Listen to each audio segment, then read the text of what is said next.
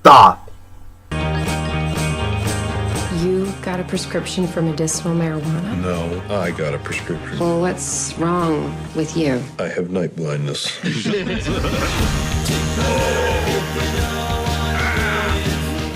done this. Big mistake. Using your balls trimmers instead of going to a barber. I never watched them ever. I swear, Hollywood is just putting them out. I am impressed with Hollywood recently. I'm just impressed. This summer has been amazing. I just love this summer. Whew, man, 50-50.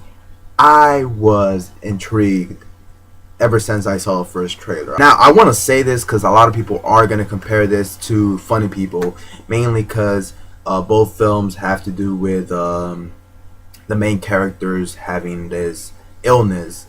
And I will say this film shits on Funny People. With Funny People, I'm not the biggest fan. I don't hate it, but I didn't like it. I thought it was meh.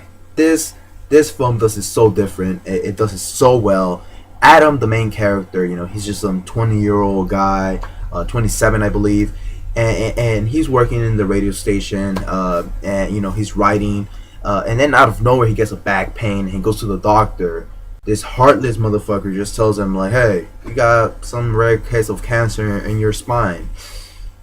Yeah, but Adam, he still lives his life. The guy is likable from the get-go. With Adam Sandler and Funny People, he was just a fucking douche and you didn't like him at all. I didn't like him at least. And believe it or not, we have Bryce Dallas Howard, who plays Rachel, Adam's girlfriend.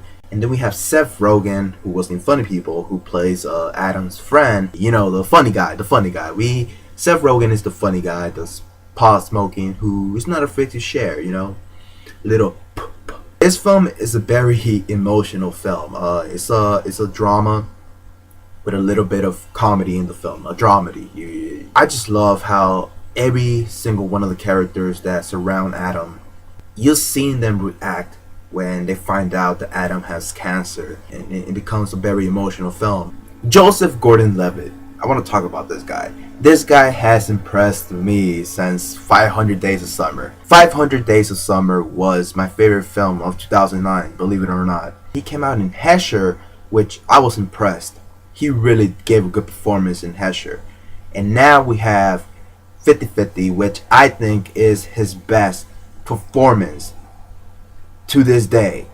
And I think this time he could get an Oscar nomination for this, because he was just impressive. You feel for the guy, you like the guy, and you just want him to get out of this. And Seth Rogen, he always has a way with me, like, okay, that sounded wrong.